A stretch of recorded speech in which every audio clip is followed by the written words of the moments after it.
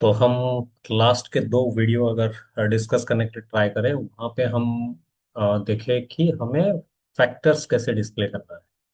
पहला नंबर था factors display करना, और दूसरा नंबर था फैक्टर्स को रिवर्स ऑर्डर में डिस्प्ले करना।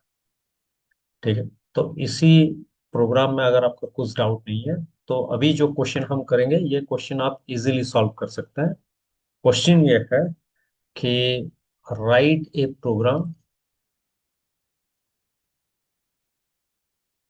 टू एक्सेप्ट a number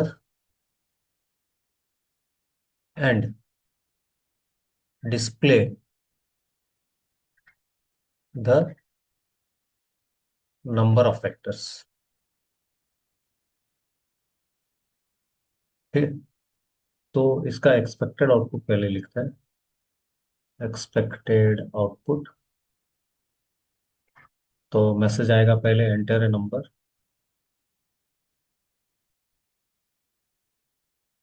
तो हम डालते हैं 6, और यहाँ पे दिखाएगा नंबर ऑफ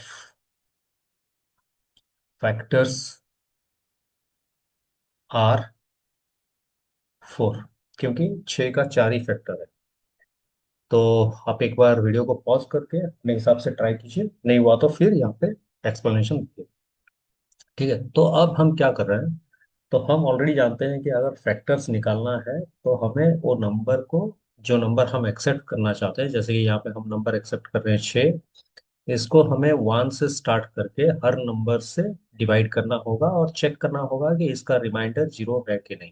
तो हमें ये पहला स्टेटमेंट इफ कंडीशन में डालना होगा।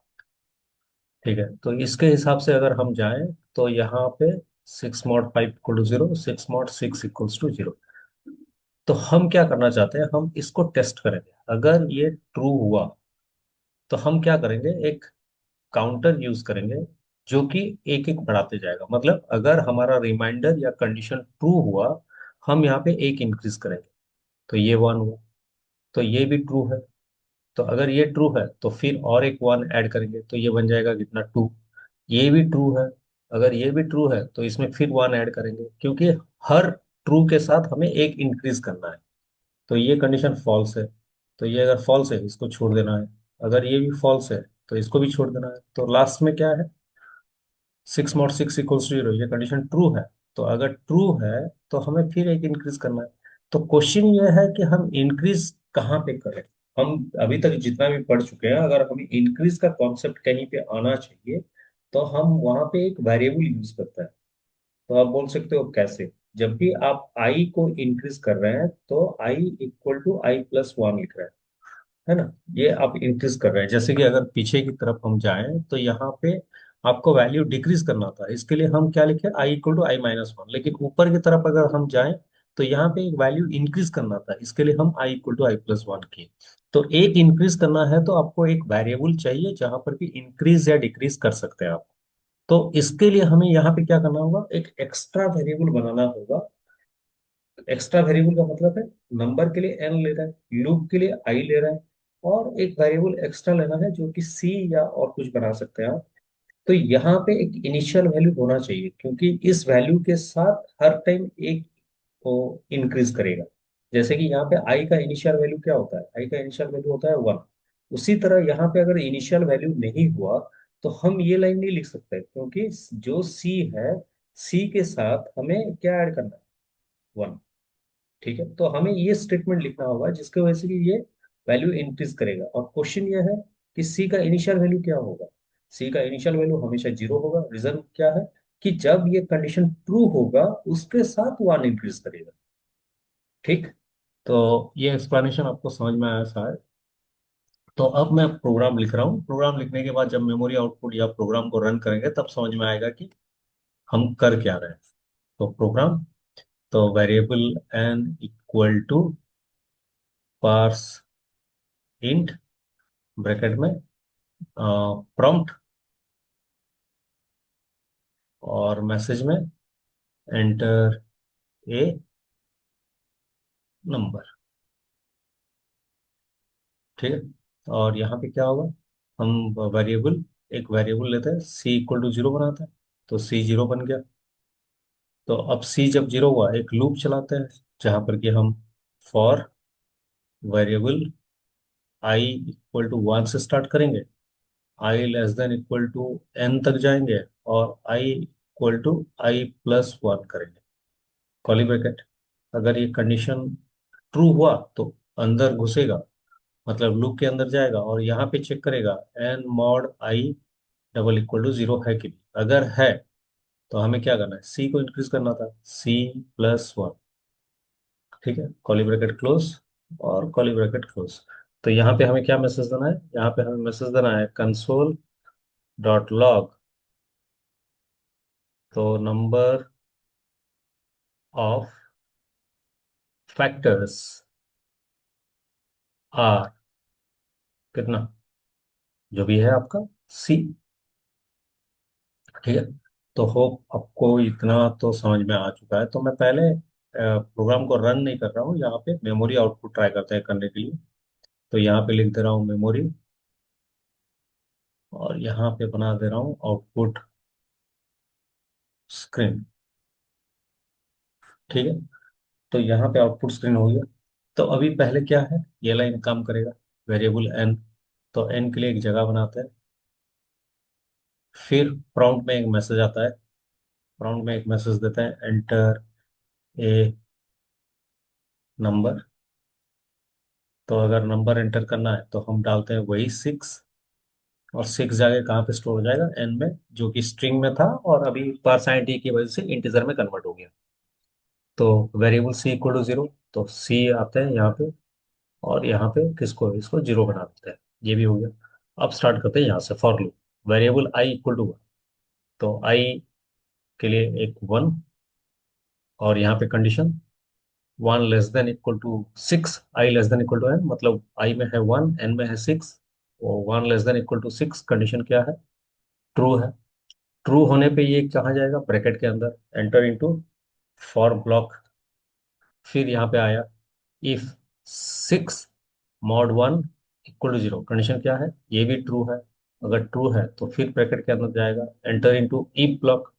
तो c equal to C plus one true हुआ, इसके लिए सी को क्या करेगा, एक इंक्रीज करेगा, और यहाँ पे end of for block, end of sorry end of if block, end of for block, फिर आई को इंक्रीज करेगा, कितना, i equal to I plus one. तो आई प्लस वन में कितना होगा, टू। टू को क्या करेगा, फिर यहाँ कंडीशन के पास आएगा, two less than equal to six, condition true है, enter into for block. If six mod two equal to zero, condition true है, enter into if block, C equal to C plus one, तो ये बन गया two. और end of if block, end of for block, फिर i increase करेगा, i equal to I plus one, i का value कितना होगा, थ्री। और कंडीशन के पास फिर जाएगा, three is less than equal to six, condition क्या है, ट्रू है, enter into for block. If six mod three equal to zero, condition क्या है, ट्रू है, enter into if block, C equal to C plus one, कितना होगा, three. End of if block, end of for block, फिर क्या होगा, increase, I equal to I plus one, कितना हुआ, फोर। तो four less than equal to six, condition क्या है, ट्रू है, enter into for block. Next if six mod four equal to zero, condition false, false होने पे execute नहीं करेगा, नो एग्जीक्यूशन, सीधा एंड ऑफ फॉर ब्लॉक, फिर आई इंक्रीज करेगा, i equal to I plus one, कितना, five. So फिर condition के पास आएगा, five is less than equal to six, condition true है, enter into for block. If six mod five equal to zero, condition false है, no execution, end of for block, फिर increase हुआ i, i equal to I plus one, कितना हुआ, six. Six is less than equal to six, condition true है, enter into for block. Next if six mod six equal to zero, condition true है, enter into if block, C equal to C plus one, कितना हुआ, c, four. Next end of if block, end of for block, फिर i increase करेगा, यहाँ पे बंद नहीं होता है, आई इंक्रीज करेगा, आई कितना होगा, seven. Seven is less than equal to six, condition क्या है, फॉल्स। फॉल्स होने पे लूप से बाहर आ जाएगा, आउट ऑफ लूप। और कंसोल लॉग में क्या है, नंबर ऑफ फैक्टर्स आर, तो यहाँ पे डिस्प्ले करेगा नंबर ऑफ फैक्टर्स आर, कितना, कितना, फोर। ठीक है, तो ये है इसका फॉर्मेट। तो अभी एक ऑनलाइन कंपाइलर में टेस्ट कर लेते हैं इसको। ऑनलाइन जावा स्क्रिप्ट कंपाइलर।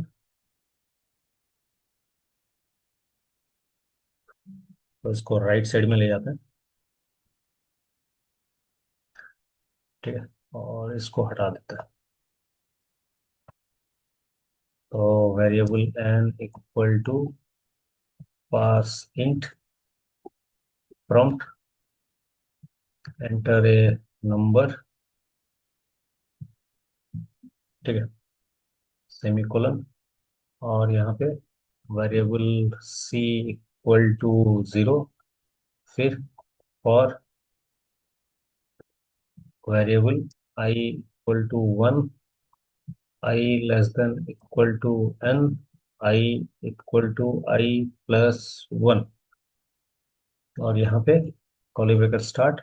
यहाँ पे हम लिख सकते हैं if n mod I double equal to 0।